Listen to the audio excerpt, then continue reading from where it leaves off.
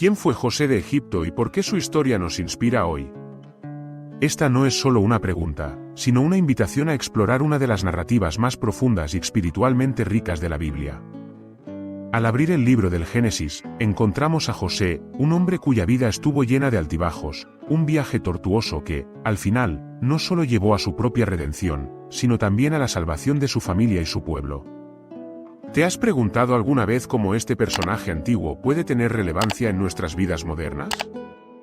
Vamos a descubrirlo juntos. Desde el inicio de su historia, en Génesis 37, José es presentado como el favorito de su padre, Jacob. Este favoritismo lo coloca en la mira de sus hermanos, generando celos y rivalidades. Imagínate cómo te sentirías si fueras el centro de atención en una familia donde los demás te ven como una amenaza. La vida de José es un claro recordatorio de que incluso en situaciones de rechazo y desconfianza, Dios tiene un propósito mayor. La palabra nos dice en Romanos 8 y 28 que todas las cosas ayudan a bien a los que aman a Dios. Esta es la base de la esperanza.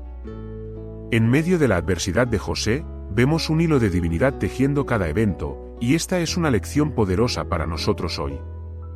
A medida que avanzamos en su historia, llegamos a la traición. Sus hermanos, en un impulso de celos, lo lanzan a un pozo y posteriormente lo venden como esclavo. Aquí es donde la historia de José toma un giro doloroso, y me pregunto, ¿cuántos de nosotros no hemos experimentado traición de aquellos a quienes amamos? La traición duele, pero también puede ser un catalizador para el crecimiento espiritual. En ese momento de oscuridad, Dios estaba trabajando en silencio, preparando a José para un propósito aún más grande.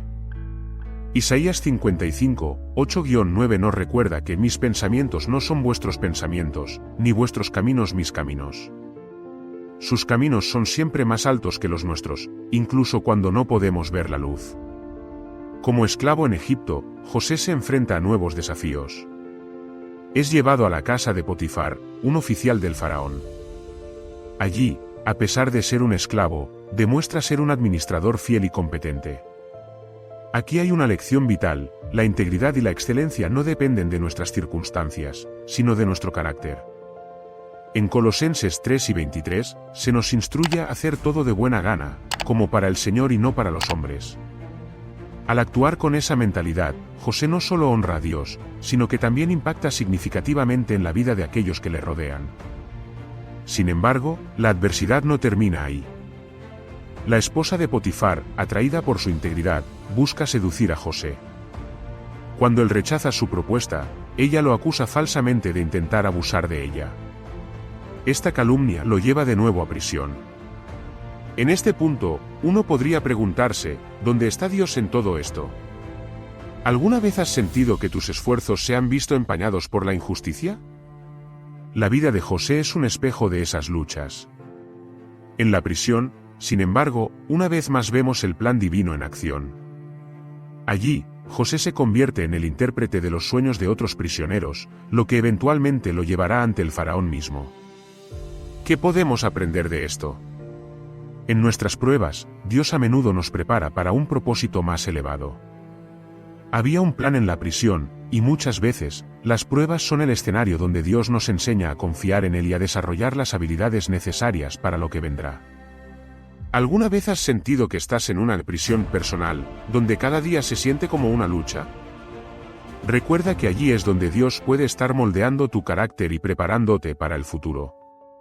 El sueño de Faraón, que nadie puede interpretar, es el punto culminante donde José entra en acción. Al ver la oportunidad, se presenta ante el faraón y con la gracia de Dios, logra interpretar el sueño: 7 años de abundancia seguidos por 7 años de hambre. El faraón, impresionado por la sabiduría de José, lo nombra administrador sobre Egipto. ¡Qué giro tan impresionante de los acontecimientos! Esto nos recuerda la idea en Proverbios 6 y 16, el regalo del hombre le abre camino y le lleva ante la presencia de los grandes. ¿Quién habría pensado que un joven vendido como esclavo podría convertirse en el segundo al mando de Egipto? La historia no termina ahí. Durante la hambruna que Dios había revelado a través del sueño, los hermanos de José vienen a Egipto en busca de alimento. Aquí se desarrolla una de las escenas más emotivas de la narrativa. José, que ahora se encuentra en una posición de poder, ve a sus hermanos, quienes lo habían traicionado. En este momento cargado de tensión, José tiene el poder de la venganza o de la reconciliación. En Génesis 45, José finalmente se revela a sus hermanos, expresando el perdón en lugar del rencor. La frase "no os angustiéis", ni por haberme vendido muestra su comprensión de la soberanía y el plan de Dios, que había estado en marcha durante toda su vida. ¿Qué nos enseña esto sobre el perdón? En Efesios 4:32 se nos llama a ser amables unos con otros, perdonándonos como Dios también nos ha perdonado en Cristo. Este es un llamado difícil pero poderoso.